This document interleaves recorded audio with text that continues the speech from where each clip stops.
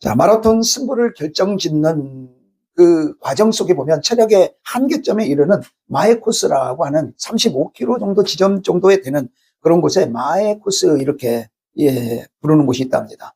그리고 훌륭한 마라토너 같은 경우에는 마라톤 전 구간을 경기하기 전에 철저하게 분석해서 이 마의 구간을 어떻게 돌파할 것인가, 체력을 그때까지 어떻게 안배할 것인가를 미리 준비한답니다. 우리의 신앙생활을 바울 사도가 고린도 전서 9장의 24절에 보시면 마라톤 경기와 같다 이렇게 말을 합니다. 각자 마라톤 경기 시작할 때 출발선에서 신앙의 삶을 출발하죠. 올 한 해도 이렇게 저와 여러분들이 출발하신 줄 믿습니다. 그리고 처음 출발할 때는 에너지가 넘치게 되어집니다. 무엇인가 일을 치를 것처럼 신앙생활을 시작하게 되어지죠. 그런데 그렇게 항상 활기차게 신앙생활을 시작했음에도 그것을 계속 유지하지 못하게 되는 걸 볼 수가 있습니다. 오늘 기도하실 때도 그러셨지만 여러분 지나온 한 달은 어떠셨습니까? 처음 올 한 해를 시작하시면서 출발할 때 가지고 계셨던 그 기대와 에너지가 지금도 여전히 유지되고 계십니까? 아니면 나도 모르게 조금 그런 열정과 그런 기대가 조금 사라지고 있지는 않습니까? 신앙생활을 하다 보면 이처럼 마라톤 경기처럼 우리들도 어느 순간 이 마의 코스를 겪게 되어지고 또 그런 나도 모르는 사이에 언덕과 이런 어려움들을 만나게 되어진다는 것이죠. 그때 자칫 우리가 컨디션 조절을 잘 못하거나 돌발 상황으로 인해서 경기하는 그 선수들이 중도의 경기를 포기하는 것처럼 신앙생활에서도 중도의 그 신앙의 모습들이 넘어지는 경우도 있고 허덕이는 경우도 있고 심지어는 신앙생활을 포기하시는 분들도 있다는 것. 이게 오늘 우리의 일생의 삶의 모습에 있는 모습들입니다. 그렇기 때문에 여기 계신 저와 여러분은 올 한 해 우리 교회와 성도님들이 제자로서 제자 세우는 그 일은 우리의 가장 중요한 사명이자 주님이 가장 기뻐하시는 일이기 때문에 이것은 역으로 사단이 가장 공을 들여서 반대하고 가장 열정적으로 이 일을 막기 위해서 그렇게 교묘하게 그 길을 가로막을 것이기에 오늘 본문을 보면서 오늘 우리의 영적 신앙의 열정이 무엇이 우리에게 위협 요소로 다가오는지 또 그 위협 요소를 우리가 어떻게 하면 그 위협 요소들을 벗어날 수 있도록 준비할 수 있을까? 그리고 비록 우리가 준비가 부족했다 할지라도 이런 영적 침체의 요소들을 우리가 알고 있다면 그것을 잘 분별해서 그 상황에 맞닥뜨릴 때 벗어날 수 있는 그런 계기, 그것이 훨씬 우리에게 더 잘 이루어질 것이다. 이런 생각을 하게 되면서 2월 첫 주가 되며 우리가 한 달을 보낸 이 시점에 혹시나 여기 계신 분 중에 영적 침체의 그런 모습이 우리에게 조금이라도 있다면 오늘 그것을 이제는 우리가 벗어나서 오늘 엘리야 선지자에게 하나님이 하시는 그 일들을 통해서 저와 여러분들이 영적으로 다시 회복하고 그 열정이 살아나는 귀한 은혜가 있게 되기를 축복합니다. 오늘 본문에 너무나 우리가 잘 아는 엘리야 선지자가 나옵니다. 근데 우리는 항상 오늘 이 19장 말씀 읽었더니 본문을 보면서 아니 어떻게 그렇게 위대한 엘리야, 이 선지자였던 그 엘리야가 어떻게 이런 모습으로 그렇게 이 나락으로 떨어질 수가 있는가 의아하게 생각을 하는 그런 경향들이 그런 생각들을 우리가 많이 하게 됩니다. 사실 현상적인 것만 보면 그렇죠. 그게 바로 뭐냐면요. 열왕기상 18장에 엘리야의 사역에 놀라운 두 가지 사역이 남아 있었습니다. 그것이 첫 번째 하나가 뭐냐면 불의 역사인 불의 사역이었고요. 두 번째가 물의 사역인 물의 역사의 사건을 우리가 18장을 통해 볼 수 있어요. 여러분 꼭 이거 한번 읽어보셔야 됩니다. 오늘은 중요한 것만 볼 건데요. 불 사건 먼저 보도록 할까요? 여러분 갈멜산에서 당시 나라의 가장 대표적인 우상이었던 바알과 아세라의 모든 선지자들을 불러 모아가지고 850대 1이라는 그 상상하지 못할 그런 그 대결을 펼치게 되는 것을 볼 수가 있어요. 자, 제단을 쌓아놓고 재물을 그 위에 올려놓고 그리고 하늘에서 불이 내려와서 자기가 믿는 신을 부르고 자기가 믿는 신을 부를 때 하늘에서 불이 내려와서 그 재물을 태우는 신이 참 신이다라고 그런 대결의 조건을 가지고 갈멜산에 모이게 되어집니다. 몇 대 몇으로 대결을 하게 된다고요? 850대 1로 대결을 펼치는 거예요. 그게 18장 19절의 내용이거든요. 한번 볼까요? 그런즉 사람을 보내온 보내 온 이스라엘과 이세벨의 상에서 먹는 바알의 선지자 450명과 아세라의 선지자 400명을 갈멜산으로 모아 내게로 나오게 하라. 이게 아합 왕에게 엘리야가 가서 지금 대계를 신청하고 있는 거예요. 엘리야가 하는 게 아니라 하나님께서 엘리야에게 이런 마음을 주셔서 이제 하나님을 대신해서 대계를 누가 진짜 신인지 대계를 하는 것이죠. 그런데 여기 보니까 바알 선지자 450명, 아세라 선지자 400명 이렇게 하고 있는데 실제로 대결, 실제적 대결은요. 22절에 보시면은 바알 선지자들과의 싸움이라는 걸 알 수가 있어요. 자, 22절 시작. 엘리야가 백성에게 이르되 여호와의 선지자는 나만 홀로 남았으나 바알의 선지자는 450명입니다. 이렇게 지금 말씀을 하고 있죠. 왜냐하면 아세라는 바알 신의 처의 개념이거든요. 그래서 가장 막강한 주신, 주가 되는 신은 이 바알이에요. 이 바알이 신으로 치면은 대장인 거죠. 그러니까 450대 1로 지금 엘리야 한 명과 450명의 바알 선지자들이 대결을 펼치는 것이죠. 여러분 이 대결에서 여러분도 아시다시피 엘리야는 약속의 말씀을 붙들고 믿음으로 하나님께 기도하게 되어집니다. 모든 백성들이 보는 앞에서 하늘에서 불이 내려서 재물을 태움으로 하나님이 하나님 되심에 대하여 보여주는 장면이 이제 열왕기상 18장 36절부터 40절까지 말씀이에요. 여러분 꼭 읽어보세요. 엘리야는 이렇게 정말 놀라운 역사로 승리를 하게 되어졌고 우상 바알의 선지자들은 450명을 모조리 죽이는 거는 한번 볼까요? 자, 40절입니다. 40절 엘리야가 그들에게 이르되 바알의 선지자를 잡되 그들 중 하나도 도망하지 못하게 하라 하며 곧 잡은지라. 엘리야가 그들을 기손 시내로 내려다가 거기서 죽이는 거예요. 450명의 바알의 선지자들을 다 죽이는 거죠. 자, 너무나 통쾌한 승리를 엘리야는 하나님의 은혜로 이루어내고 있는 걸 볼 수 있어요. 이어지는 물 사건은 어떻습니까? 바알의 선지자를 제거하고 3년 6개월 동안 내리지 않았던 그 엄청난 가뭄의 그 시간들. 근데 그것을 다시 엘리야가 기도함으로 인해서 비를 내리게 하는 사건이 이제 나오게 되는죠. 42절 볼까요? 42절. 아합이 먹고 마시러 올라가니라 엘리야가 갈멜산 꼭대기로 올라가서 땅에 엎드려 그의 얼굴을 무릎 사이에 놓고 기도해요. 여러분이 얼굴을 무릎 사이에 놓고 기도한다는 이 기도는요. 온 힘을 갈아 넣어서 지금 기도하고 있는 그 모습을 우리가 볼 수 있어요. 그래서 어떤 역사가 일어납니까? 45절입니다. 45절. 조금 후에 구름과 바람이 일어나 하늘이 캄캄해지며 비가 내리는 거예요. 아합이 마차를 타고 어디로 가요? 이스라엘이라고 하는 곳으로 가게 되는 것을 볼 수가 있어요. 저 얼마나 스릴 넘칩니까? 이런 놀라운 불의 역사, 물의 역사를 엘리야가 하나님의 능력으로 이 역사들을 일으킵니다. 그래서 하나님의 능력과 또 자기가 하나님의 종됨에 대하여 이런 모습들을 통해 증명하고 있는 것을 우리가 볼 수가 있죠. 그렇게 엘리야의 그 능력, 하나님의 은혜로 말미암은 그 능력의 종 엘리야가 그렇게 놀라운 역사를 일으켰는데 19장의 오늘 본문에 들어와서 전혀 다른 모습을 보이고 있다. 전혀 다른 모습. 그게 2절. 자, 이세벨에 그 죽이겠다 하는 그 이야기를 지금 듣는 거죠. 볼까요? 이세벨이 사신을 엘리야에게 보내어 이르되 내가 내일 이맘때 반드시 너의 생명을 누구예요? 바알 선지자들과 같이 그렇게 죽게 만들겠다는 거예요. 그렇게 하지 아니하면 신들이 내게 벌 위에 벌을 내림이 마땅하다라고 이렇게 말하고 있어요. 자, 엘리야의 사역에 대한 소식을 들은 아합 왕 부인 이세벨의 그 말인 것이죠. 사람을 보내었어요. 자기가 직접 엘리야를 보고 이야기한 것도 아니에요. 사람을 보내서 엘리야에게 너 죽여버릴 거야 라고 이렇게 이야기를 하는 것이에요.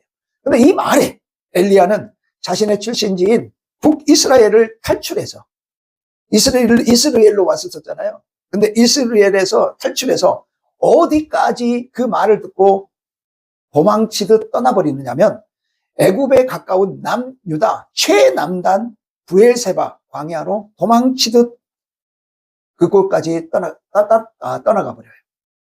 그리고 그곳에 들어가서 하나님께 죽여 주십시오. 이렇게 요청을 해요. 제가요, 여러분 이게 도대체 말로만 들으니까 어쩐지 잘 궁금하시죠? 얼마나 지금 그렇게 갔는지. 자, 지도를 준비했습니다. 자, 여러분 여기 보시면 이스라엘이 어디냐면 여기에요, 여기. 갈멜산이 여기에요. 자, 여기서 이렇게 지금 빨간 선입니다 생각하시고 타고 내려와 보세요. 이게 사마리아예요. 사마리아가 북이스라엘 수도죠. 여기가 원래 자기 무대였어요. 엘리야의 사역지였어요. 근데 어디까지 내려와요? 자, 쭉 내려오세요. 쭉 내려오세요. 여기 예루살렘이에요. 쭉 내려오세요. 이스라엘 땅의 가장 남단, 그것도 남유다. 자기 활동 지역도 아니에요. 거기까지 지금 도망치듯 떠나서 피해온 거예요. 그리고 그곳에 들어가서 자신을 점검하고 다시 사명을 새롭게 하는 것이 아니라 그곳에 가서 뭐라고 이야기하고 있어요? 날 죽여주세요. 이만큼이면 됐습니다. 나를 죽여주세요. 이렇게 하나님께 호소하고 있는 모습을 볼 수가 있어요. 여러분, 전혀 예상치 못한 모습 아닙니까? 왜? 무엇 때문에 엘리야가 이렇게 되었을까요? 이세벨이 죽인다는, 너 죽여버리겠다, 죽인다는 말 때문에 그랬을까? 물론 그것이 직접적인 원인이었을 거예요. 그 말 안 들었으면 이러진 않았을 거니까. 그런다고 그 말 때문에 그랬을까? 아니, 다른 어떤 이유가 있었기 때문에 그 말을 듣고 그가 그렇게 행할 수밖에 없었다는 거예요. 그러니까 정작 다른 이유가 있었다는 것이죠. 오늘 그 이유에 대해서 오늘 우리가 살펴봐야 돼요. 왜냐하면 2026년 우리가 시작하면서 열심을 가지고 열정을 가지고 시작했는데, 그런데 얼마 지나지 않아서 이렇게 영적 침체에 빠져버리는 이런 모습이 오늘 내게 있지는 않는지 점검하시면서, 만약 저와 여러분들이 이런 조짐이 조금이라도 있다면 속속들이 깨끗이 제거하셔서 사단의 계략에 넘어지지 않기를 바라고, 올 한 해 평생의 신앙의 여정 가운데 끝까지 성령 충만하여 승리하시는 여러분과 제가 꼭 되시기를 축복합니다. 첫 번째 이유가 뭐냐면, 자, 갈멜산에서 불의 역사와 또 연이은 물 사건의 물의 역사를 통해서 첫 번째 이유가 뭐냐면요, 그의 모든 에너지를 다 써버렸어요. 모든 에너지를 써버렸기 때문이다. 더 구체적으로 말하면요, 육체적 에너지가 고갈되어져 버렸어요. 자, 제가 18장 45절에 말씀을 했지만, 머리를 무릎 사이에 집어넣고 하는 기도, 여러분 혹시 그런 기도 해보셨어요? 우리 예수님께서 마치 이런 기도를 하신 거죠. 땀방울이 핏방울이 되어져 떨어질 정도의 그런 기도. 여러분, 그런 기도를 하게 되면요, 제가 예전에 그런 간증을 드린 적이 있잖아요. 제가 성기동교회 얼마나 기도를 그렇게 붙들고 열심을 해석했는지, 저는 그때 그런 일도 몰랐는데, 집에 와서 샤워를 하는데 요 가슴과 요 앞으로 이 앞쪽이 전부 다 모세혈관이 터져가지고 다 울긋불긋 다 이렇게 터져 나오더라고요. 저는 제 힘으로, 저는 그렇게 힘들다고 안 했어요. 안 생각했는데 집에 와서 샤워를 하고 그렇게 그 다음날 하니까 몸이 어디 그냥 두드러 맞은 것처럼 얼마나 힘들었는지 모르겠어요. 알고 보니까 여기에 모세혈관이 다 안에 가슴에 부분이 모세혈관이 터져가지고 그런 일들을 경험을 제가 했다고 이야기를 드렸잖아요. 여러분, 머리를 무릎 사이에 집어넣고 하는 기도는 상상하지 못할 정도의 에너지가 필요해요. 여러분, 여기 계신 분들 중에도요, 간혹 이런 비슷한 경험을 여러분들이 할 수 있어요. 육체적인 고갈에 대한 부분들. 어떤 거냐면 이런 경우예요. 헌신 예배를 준비하거나 또 성경학교들이나 이런 사역들을 온 몸으로 열정을 다해 막 밤에 잠도 안 자고 이렇게 막 기도하면서 막 릴레이 기도하고 또 이것저것 준비하고 또 실제로 그 사역을 하고 막 이렇게 하잖아요. 그렇게 하면 다 그렇게 다 열정을 다 막 쏟아서 그 일을 하게 된다고요. 그렇게 하고 나면은 그 다음에 찾아오는 것이 뭐냐면요, 허탈감이 찾아와요. 허무함이 찾아와요. 이유가 뭔지 아세요? 그가 한 일이 허무하고 허탈해서가 아니에요. 오해하시면 안 돼요. 목회자에게는 월요일이 그런 날이 되는 경우가 많기도 해요. 왜 그러냐면 그가 가진 것을 다 쏟아버렸기 때문에 그래요. 그의 육체가 고갈이 돼버려요. 그렇기 때문에 그런 현상이 나타나면 자신의 영적 고갈 상태인 줄 알고 빨리 채워야 돼요. 아멘. 네. 여러분들이 사역할 때 그런 사역의 모습들을 가지고 주님 앞에 사역하셔야 돼요. 아멘. 그래야 역사가 일어나고 하나님은 그 열정과 열심에 역사하셔서 하나님이 우리를 귀하고 아름답게 사용하시는 축복의 통로가 될 줄 믿습니다. 아멘. 아직 그냥 슬렁슬렁 하는 것처럼 표시만 내고, 여러분 그런 식으로 사역하시면 안 돼요. 정말 모든 열정을 다 쏟아부어서 올 한 해 여러분들에게 맡겨주신 사역의 현장에서 그런 은혜가 있게 되기를 바랍니다. 아멘. 여러분, 그런데 그렇게 과도하게 우리가 육체적 에너지나 이런 것들을 다 사용해버리면요, 실은 그 일로 인해서 영적 고갈 상태가 와요. 그래서 기억하셔야 돼요. 꼭 고갈되기 전 미리 육체를 채워놓는 지혜가 있으셔야 돼요. 아멘. 제가 주의를 온전히 드리기 위해서 늘 강조하는 게 있죠. 늘 주의를 온전하게 드리기 위해서 그 전날 충분히 쉬시고 휴식을 취하고 육체적으로 삶에 피곤하지 않게 돼야 된다. 이 이야기를 제가 종종 해요. 아멘. 아직도 우리 교회 성도님들에게는 그게 안 된 분들이 있어서 그 말씀이 계속 나오는 거예요. 사람은 육신을 가진 존재이기 때문에 육체가 피곤하고 지치면요, 매사에 신경질적이 되어져요. 평소에는 아무렇지도 않은 조그만 자극에도요, 민감해지고요, 말씀도 들어오지 않아요. 예배의 자리에 있기는 있지만, 그 상태로 예배를 드리고는 있지만 하나님이 받으시는 예배다라고 말할 수는 없어요. 개척 전에 제가 섬기던 교회 목사님이 자주 하시던 말씀이 있었어요. 체력이 있어야 기도도 하고, 체력이 있어야 성경도 보고, 체력이 있어야 은혜도 받을 수 있다라고 말씀을 하셨어요. 제가 젊었을 때는 그 말에 실감을 못했어요. 근데 나이가 먹어보니까 이걸 실감을 하겠더라고요. 그래서 먼저 육신의 회복이 있으셔야 돼요. 아멘. 우리가 주일날 이렇게 이제 오전 예배 드리고 나면 오후 예배까지 시간이 좀 있죠. 여러분, 그때 중간에 쉬시는 것이 아니라 그날은 더 주님을 위해서 무언가를 더 열심히 찾아서 사역을 할 수 있도록 그 전날, 언제요? 그 전날 충분히 충전하고 휴식하고 준비해야 돼요. 아멘. 아셨어요? 아멘. 그래서 항상 주일의 예배는 주일은 예배가 중심이 돼야 돼요. 아멘. 아멘? 아멘. 내 모든 일정이 예배가 중심이 되어 움직여야 되고 주님을 섬기는 일에 일정이 쌓여져 있어야 돼요. 아멘. 그러면 이렇게 말씀하실 분들이 있을 수 있어요. 그러면 나와 우리 가족의 삶이 없어요. 이렇게 말을 해. 그러실 수 있어요. 충분히 이해해요. 그런데요, 안타깝게도 아직도 주님이 중심이 안 된 삶이에요. 예배가 중심이 안 된 삶이에요. 주일이 예배가 중심이 되어지면 모든 것을 거기다 맞춰요. 아멘. 근데 아직도 내가 주일을 하는 이 일 때문에 내가 토요일 날 아니면 무슨 다른 예배 전날 아주 그냥 내가 우리 가족들과 함께 시간을 보내느라 너무 많은 체력이 소갈되고 피곤하고 지치면 주님 앞에 나와서 예배 드리는 그 예배는요, 여러분 경험해 보셔 아시잖아. 온전하게 드려져요, 안 드려져요? 안 드려져요. 그러니까 아직도 주일이 예배가 중심이 안 돼 있는 삶인 거예요. 주님께 최우선을 두는 우리가 돼야 돼요. 아멘. 그래서 결론에서 보겠지만 하나님이 주신 방법으로 체력을 끌어올리셔야 돼요. 아멘. 아멘. 자, 그런데 고갈된 상태가 계속 유지되고 채우지 못하면 더 진행되어지죠. 그게 뭐냐면 영적으로 말라버리는 상태가 돼요. 쉽게 설명을 하자면 자동차 연료를 가지고 우리가 한번 보면 연료의 게이지에 불이 이렇게 들어오는 경우가 있어요. 제가 얼마 전에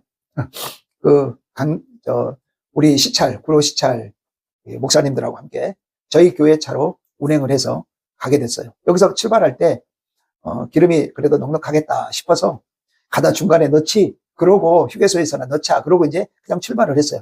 근데 깜빡 잊어먹은 거예요. 그래서 강원도 거의 도착을 해서 이제 식사 자리를 찾는데 그 게이지에 불이 들어오는 거예요. 노란 불이. 노란 불이 들어오고 더 위급해지면 무슨 불 들어오는지 아시죠? 빨간 불로 바뀌어요. 근데 노란 불이 들어오는 거예요.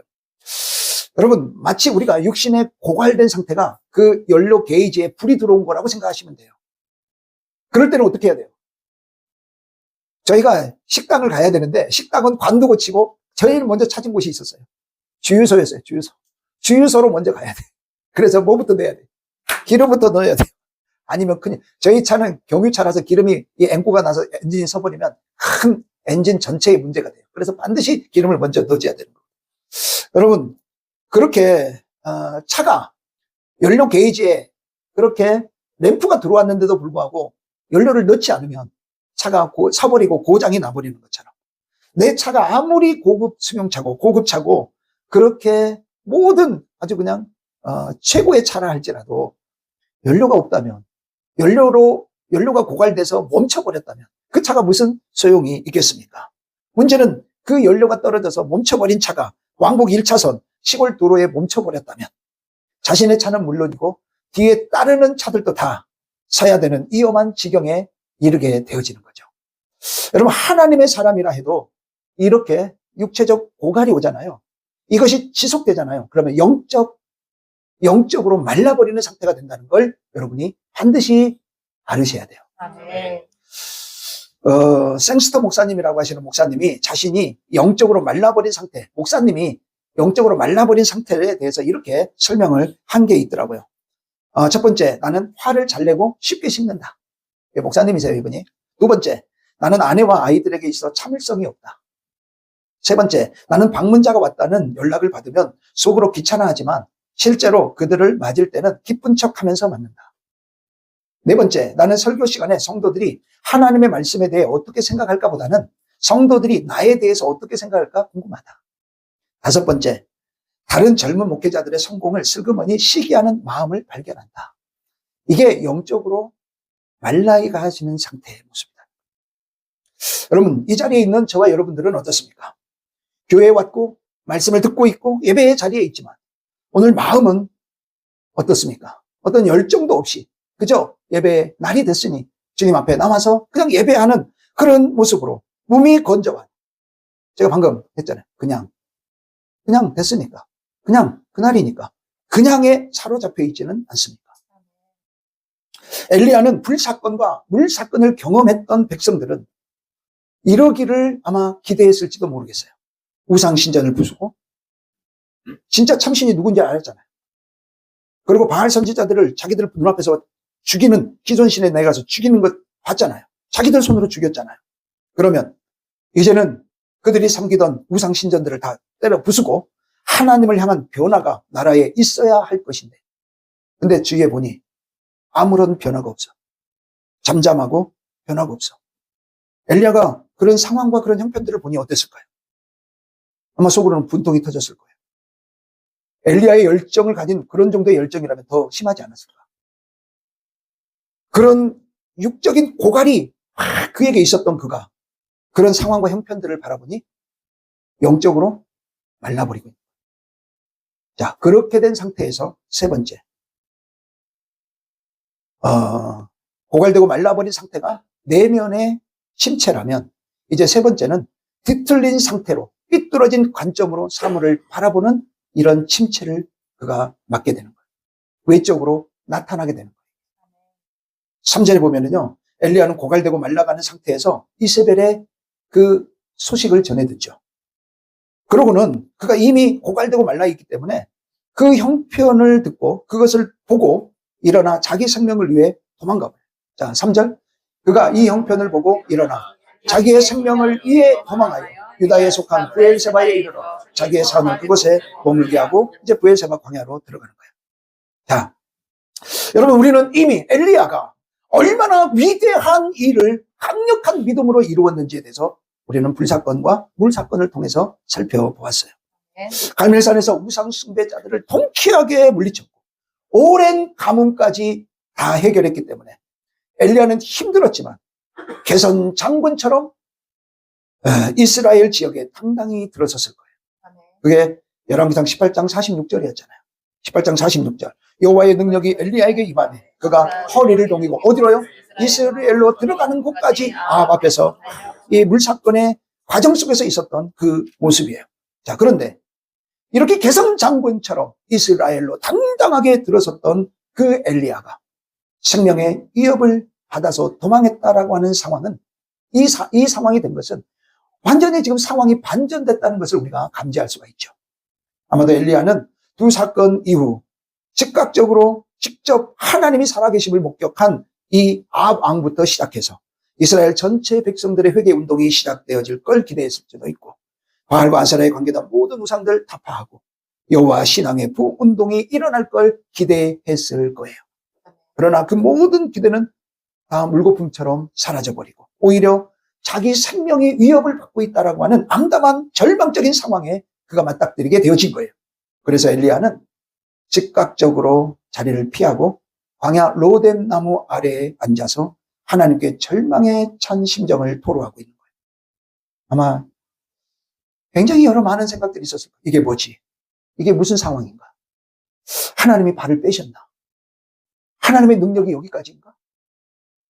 뒤틀린 상태로 인해서 삐뚤어진 관점으로 지금 상황을 바라보니 지금까지의 역사보다 사람의 말이 크게 들려요. 여호와께만 고정되어 있던 눈길을 그것이 돌려져서 사방을 보고 사람의 소리를 들으니 실제는 그렇지 않네. 실제는 그러지 않아요.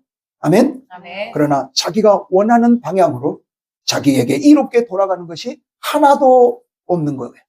하나님이 역사하셨는데 하나님은 어디 계신가 하는 생각이 들 정도로 그렇게 삐뚤어진 시각이 엘리야에게 훅 들어오는 거예요. 여러분, 이렇게 생각한 과정 속에서 나타난 엘리야의 행동이 4절이죠. 4절, 자기 자신은 광야로 광야로. 들어가. 여러분, 이게 예전 성경은 스스로 광야로 들어가 이렇게 돼 있어요. 스스로. 그러니까 누가 말하는 게 아니에요. 스스로 자기 발로 지금 이 되어지는 현상, 이 형편을 딱 보니까 이거는 말도 안 돼. 그러면서 지금 광야로 자기 발걸음으로 나 죽여주세요 하고 광야로 들어가고 있는 거예요. 엘리야는 지금 무슨 생각을 했을까? 이거는 말도 안 돼. 내가 어떻게 헌신했는데 나의 전부를 걸었는데 하나님은 뭐 하시는 거예요? 별 생각. 제가 아주 간단하게만 말씀을 드렸지만 여러분들 내가 하나님 앞에 이렇게 헌신하고 내가 하나님 뜻대로 했는데 여러분이 원하는 결과의 모습들이 이루어지지 않을 때 여러분의 생각을 엘리야도 똑같이 성정이 우리와 같기 때문에 그랬을 거예요.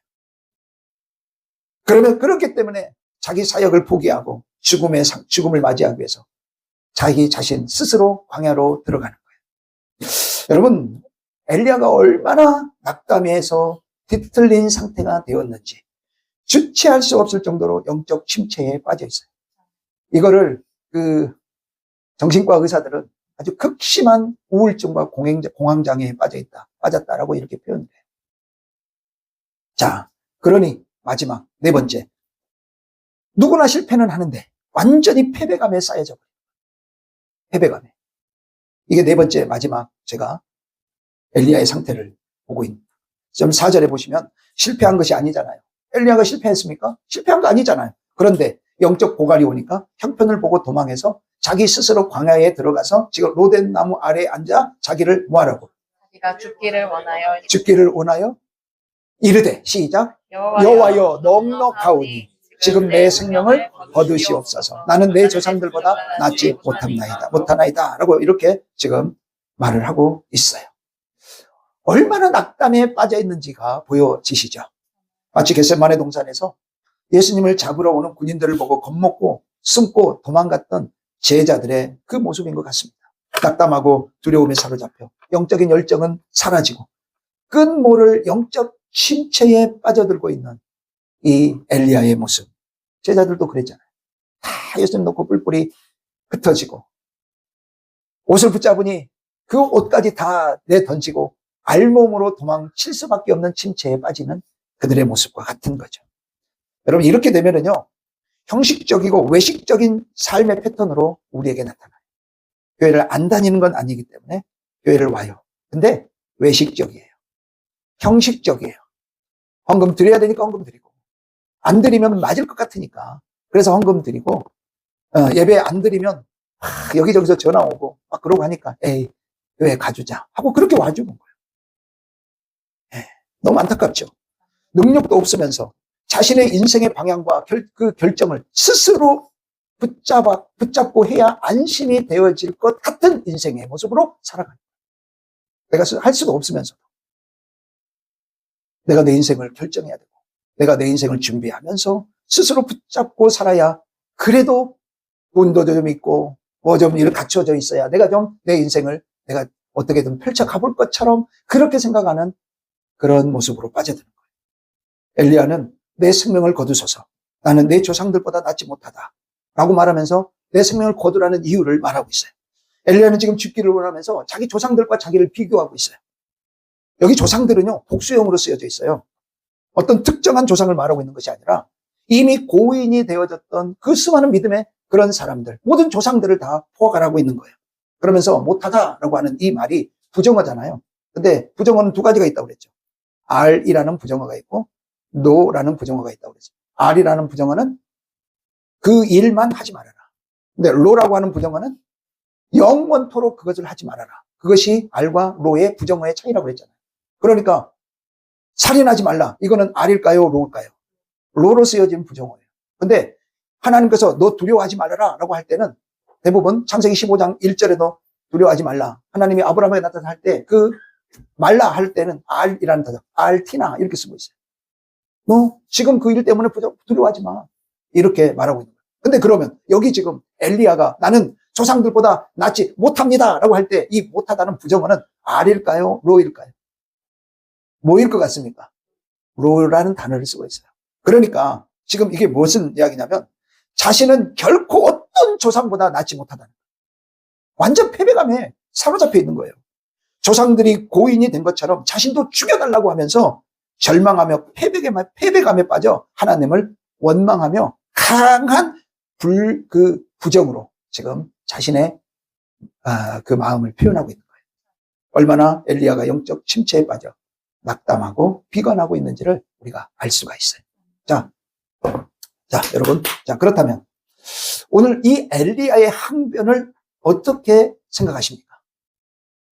우리가 어떤 사건 이전에 영적인 열정이 있었는데 혹시 화로 속에 그 막 뜨거운 쇠붙이 있잖아요. 용광로 속에 있다가 그 달궈진 쇠붙이를 갑자기 차가운 물에 푹 넣으면 어떻게 돼요? 피 하면서 김을 내면서 그 열이 확 식어버려요. 딱 지금 엘리야가 그 모습이죠. 여러분, 이 모습처럼 영적 열정이 식어버리지는 않았습니다. 여러분, 영적 열정은요, 참 이렇게 식지 않아요. 왜냐하면 그 속에는 사단이 있기 때문에요. 사단이 있기 때문에 그냥 막 그렇게 침체에 빠져버리는 그런 경향들이 아주 많아요. 자, 이렇게 영적 침체에 빠진 엘리야를 단계별로 봤는데요. 그렇게 된 동기가 이세벨의 직접적인 협박이라고도 시작은 거기서라고 시작했지만 그것을 뛰어넘어 무엇 때문이었는가? 무엇 때문이었을 것 같습니까?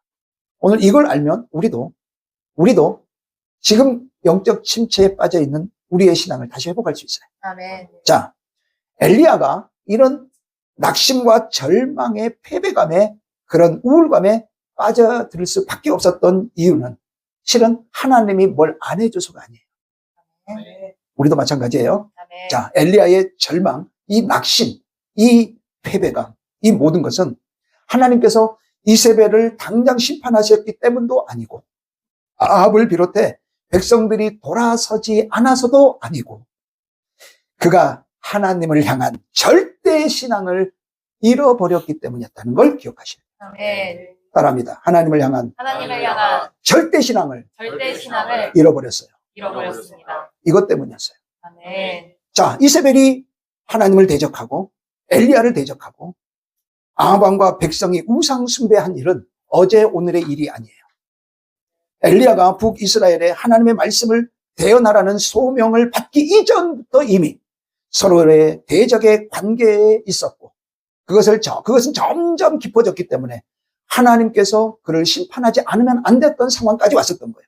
그래서 엘리야는 자신에게 다가왔던 이 많은 문제의 참 의미를 잘 파악했어야 됐어요. 스스로 광야에 가서 죽여달라고 하나님 앞에 로뎀나무 아래에 앉아서 하기 전 자신이 어떤 문제 안에 있는지를 잘 파악했어야 됐다는 거예요. 이세벨과 아합 왕과 백성들을 변화시키지 않는 하나님을 원망하며 스스로 절망에 빠질 것이 아니라 850명의 우상 선지자들 앞에서 그가 서 있었을 때 바로 그 마음가짐, 이 마음가짐이 변하지 않았어야 됐다는 거예요. 아멘. 여러분 그때 어땠습니까? 850명 앞에 서 있었던 엘리야의 모습 어땠습니까? 엘리야는 850명의 선지자들을 바라보고 있었던 게 아니에요. 아멘. 오직 여호와만을 바라보고 그분에 대한 절대 신앙을 가지고 있었어요. 아멘. 엘리야는 이세벨의 위협을 바라볼 것이 아니라 여전히 꿈쩍도 않는 왕과 백성들을 바라볼 것이 아니라 자기와 함께하고 있는 하나님, 자기와 함께 하셔서 여전히 역사하시는 기적과 같은 역사를 일으키시는 하나님을 네. 여전히 집중하고 그분을 믿었어야 했던 것이죠. 아멘. 하지만 절대 신앙을 상실하게 된 엘리야는 자신도 모르게 절망의 자리에 처할 수밖에 없었어요. 오늘날 성도로 살아가는 우리들의 삶이 마찬가지입니다. 항상 희망과 생기가 넘치는 삶만 있는 것이 아닌 걸 우리는 너무 잘 알고 있습니다. 믿는 자로서 열심과 기대가 크면 클수록 그 기대가 이루어지지 않고 산산조각이 나면 날수록 낙심과 절망은 더 심합니다. 그냥 뜨뜻해지근하게 그냥 교회 왔다 갔다 하는 사람은 절망할 필요도 없어요. 근데 열심 내는 분일수록 그것이 그대로 이루어지지 않을 때 그 절망감과 낙심감은 훨씬 더 크다는 사실이죠. 아멘? 아멘. 여러분, 그때 그렇게 영적 침체에 빠져있던 엘리야에게 우리 하나님은 어떻게 하셨습니까? 먼저 40년 광야에서 만나를 미리 준비하셔서 먹이게 하셨던 것처럼 하나님은 모든 과정 속에서, 자, 5절, 6절 보세요. 믿음으로 한번 보세요. 로뎀나무 아래 누워 자고 있죠. 그런 엘리야에게 천사가 그를 어루만지며 그에게 이르되 일어나서 먹으라 하는지라. 그러니까요, 본즉 머리맡에 숯불에 구운 떡과 한 병 물이 있더라. 이에 먹고 마시고 다시 누운 거예요.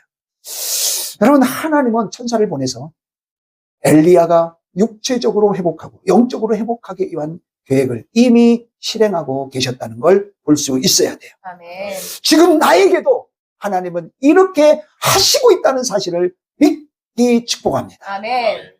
육체의 고갈을 채우는 방법, 하나님이 우리에게 은혜 주시기 위해서 오늘 또 예비하신 은혜들을 준비하고 계세요. 아멘. 그래서 우리는 뭐 해야 돼요? 주일을 중심으로, 예배를 중심으로, 주님을 중심으로 아멘. 준비하셔야 돼요. 아멘. 체력적으로 절대로 피곤하지 않도록. 주일이면 눈을 반짝반짝 빛내며 무슨 말씀을 하실 것인지 빨아들이는 거예요. 아멘. 여러분, 그러기 위해 준비해야 돼요. 아멘. 그러지 않고 토요일 날 막 그냥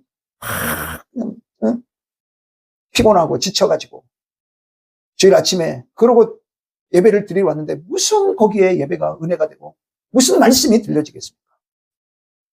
아멘. 아멘. 그리고 그 하나님이 공급해 주시는, 직접 그러잖아요. 구운 떡, 물 한 병. 그럼 먹어야 육체의 고갈이 회복이 되지 않겠습니까? 아멘. 말만 하시는 게 아니에요. 직접 뭐 해주세요? 구운 떡을 주세요. 마실 물을, 떡만 주면 또 우리가 또 힘들잖아. 그러니까 우리 하나님은 우리가 필요한 걸 너무 잘하셔서 마실 물까지 다 준비해서 우리의 육체의 고갈을 채울 수 있는 걸 이미 준비해 주시고 계시다. 아멘. 그래서 7절 보세요. 여전히 계속되는 하나님의 사랑을 의심하지 말아야 돼요. 여호와의 천사가 또 다시 와요. 또 다시 와서 어루만지며 뭐라고 하세요?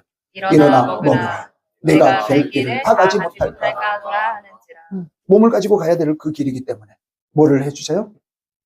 구운 떡과 마실 물을 또 다시 와서 공급해주고 계세요. 아멘. 여러분, 의심치 마세요. 하나님은 우리의 육적 고갈을 해결하기 위해서 이렇게 준비하고 계시다는 걸 믿기를 축복합니다. 아멘.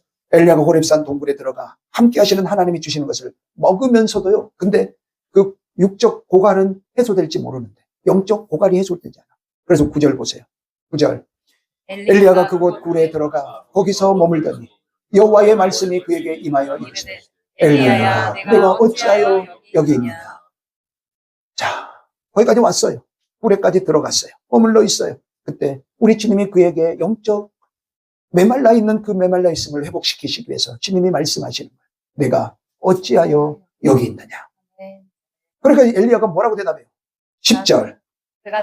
그가 대답해요. 내가 만군의 하나님께 열심히 유별하고 이는 이스라엘 자손이 주의 언약을 버리고 주의 제단을 헐며 발로 주의 선지자들을 죽였으니 오직 나만 남아있거늘 그들이 내 생명을 찾아 빼앗으려고 합니다. 여전히 자기 입장만 내세우며 회복하지 못하고 낙심해 있는 모습이 보이십니까?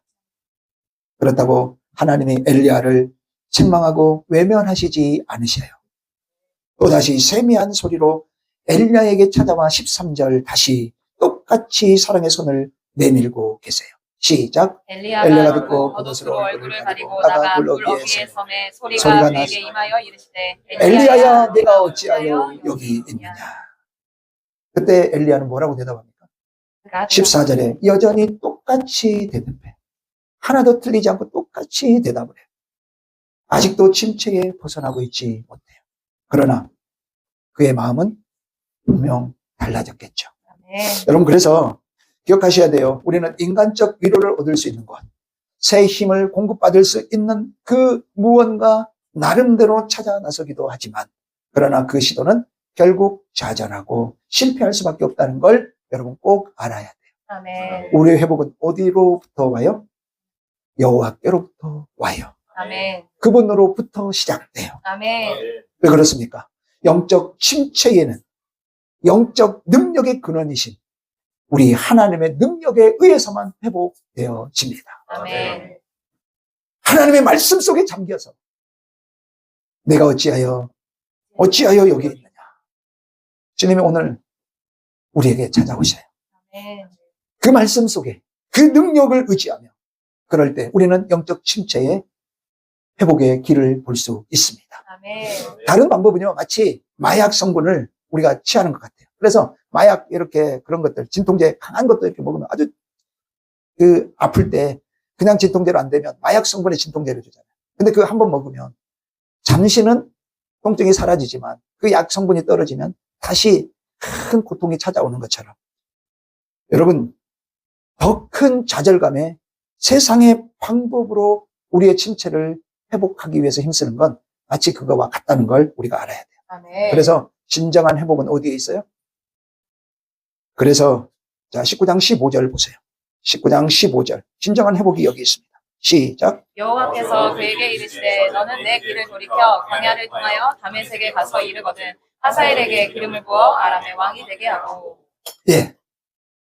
다시 사명의 자리로 불러주시는 거예요. 아멘. 결정적으로 여호와 하나님이 모든 일을 주도하시고 주관하고 계시다라고 하는 그 일을 약속해 주시는 게 18절이에요. 자, 19장 18절 시작. 그러나 내가 이스라엘 가운데 7,000명을 남기니 다 바알에게 무릎을 꿇지 아니하고 다 바알에게 입을 맞추지 아니한 자니라. 너는 너 혼자 남았다고 절망하고 있지만 나의 일은 멈추지 않아. 아멘. 나는 내 일을 여전히 이루고 있어. 너는 다시 나에게 집중해라. 내가 너에게 준 사명에 집중해라. 아멘. 내가 너와 함께하고 있다. 네. 여러분, 이렇게 약속해 주시고 있는 거예요. 아멘. 여러분, 나뭇가지는 나무에 붙어 있지 않으면 살 수가 없습니다. 아멘. 붙어 있어도요, 그 가지가 뿌리로부터 영양분을 공급받지 못하면 시간이 지날수록 가늘어지고 결국 말라져 부러지고 맙니다. 함께 하시는 하나님께 집중하시며 사명에 집중하십시오. 주님을 더 뜨겁게 사랑하고 믿음으로 주님이 하시는 일을 보십시오. 아멘. 주님께 향하여 고개를 드셔야 됩니다. 아멘. 반드시 영적 침체에서 벗어날 수 있습니다. 아멘. 아멘. 아멘. 지금도 주님은 그렇게 우리에게 엘리야에게 역사하셨던 역사로 우리에게도 동일하게 역사해주고 계세요. 아멘. 아멘. 육적인 고갈, 이거는 하나님이 직접 공급해 주시는 구운 떡과 그리고 마실 물로 우리의 육체를 회복시키셔야 돼요. 아멘. 그러나 그 이후에 모든 회복은 주님께 집중함으로 시작되어진다는 걸 기억하셔야 돼요. 아멘. 말씀을 정리할게요. 여러분, 혹시 지금 예배의 자리가 지루하십니까? 기도가 의무로 느껴지십니까? 지금 드리는 헌금이 아깝다고 생각이 드십니까? 봉사하는 섬김이 나만 고생하고 있다고 느껴지십니까? 지금 하는 일이 주님의 일인 건 분명하지만 일이 잘 안 풀린다고 그만두고 싶다는 생각이 드십니까? 영적 침체에 빠져 있다는 신호입니다. 아멘. 그렇다면 다시 하나님께 집중하십시오. 아멘. 예배의 중심을 두십시오. 아멘. 주님을 사랑하기 위해 체력도 보강하시고 육신의 시계를 주님과 말씀과 예배의 중심으로 맞추십시오. 아멘. 세상과 상황과 나를 보면 더 절망할 일밖에 생기지 않습니다. 더 깊은 수렁에서 헤어나올 수가 없습니다. 아멘. 하나님께 시선을 집중하셔야 됩니다. 아멘. 하나님을 의지하셔야 됩니다. 하나님께 고정해야 됩니다. 아멘. 그리고 말씀으로 영과 육신의 양식을 삼으십시오. 아멘. 아멘. 사명을 붙잡으십시오. 말씀을 은혜로 먹으십시오. 그래, 순종해보자. 집중하자. 하나님의 일이니 하나님이 하실 거야. 여기까지도 해오셨잖아. 하나님은 내 편이시잖아.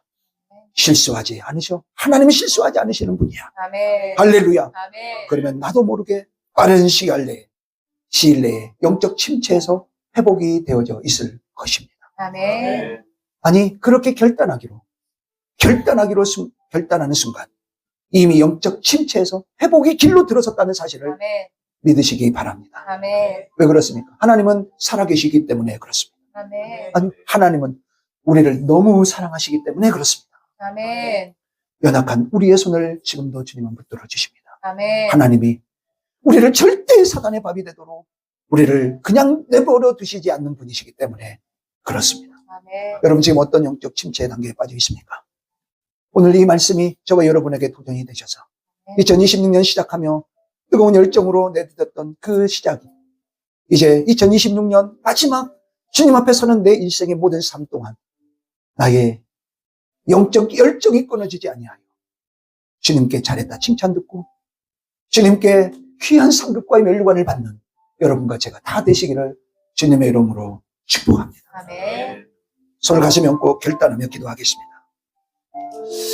하나님, 나도 모르게 영적 침체에 빠져 있는 내 모습이 있었습니다.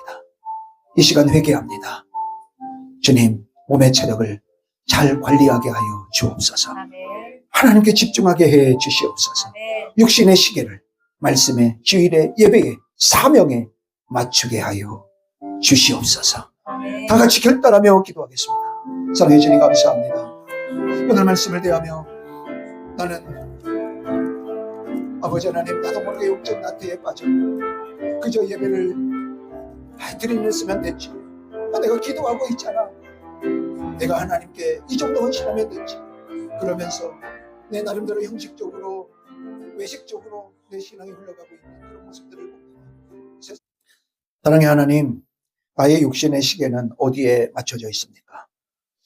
주일의 예배의 사명에 말씀에 주님께 맞춰지게 하여 주시옵소서. 아멘. 그리고 주님이 공급하시는 수없이 많은 다양한 방법의 공급하심을 우리의 삶 속에 체험하고 그 체험한 그 주님의 공급하심으로 육적인 것뿐만 아니라 영적인 모든 우리의 침체의 모습이 다 다시 회복되어지게 해 주시옵소서. 아멘. 상황, 형편, 말 그것에 집중하는 것이 아니라 여전히 하나님께 집중하고 아멘. 여전히 사명에 집중하고 아멘. 여전히 말씀에 집중하는 우리들 다 되게 해 주시옵소서. 아멘. 예수님의 이름으로 기도드립니다. 아멘. 아멘.